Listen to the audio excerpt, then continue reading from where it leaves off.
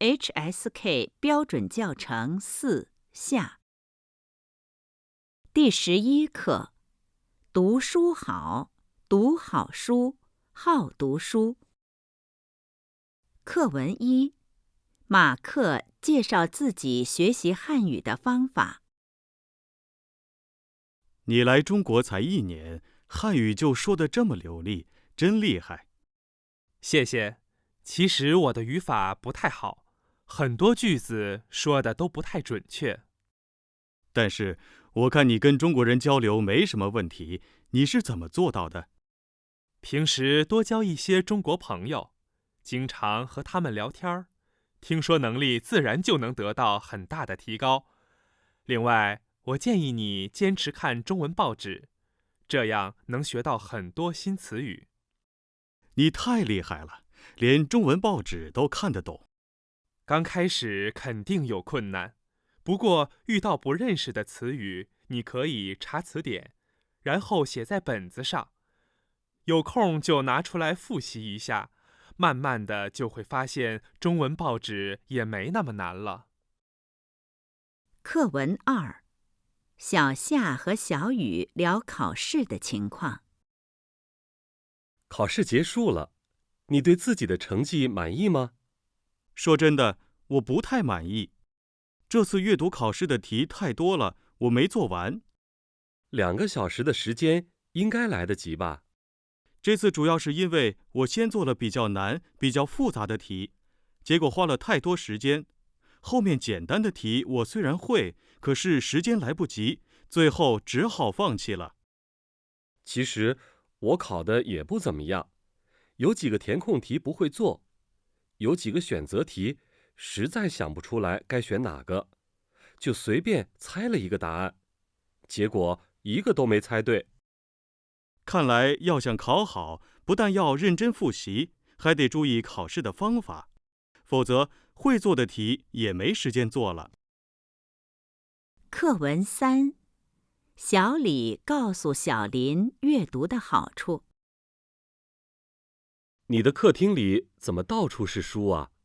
这些书你都喜欢看吗？当然，我每天都要看书，无论是普通杂志还是著名小说，只要打开它们，就会发现世界上有那么多有意思的事情，有那么多不一样的生活。想不到你工作那么忙，还能每天坚持阅读。如果3分钟读1页书，半个小时就可以读10页。每天花半个小时来读书，1个月就可以读300页，差不多就是一本书了。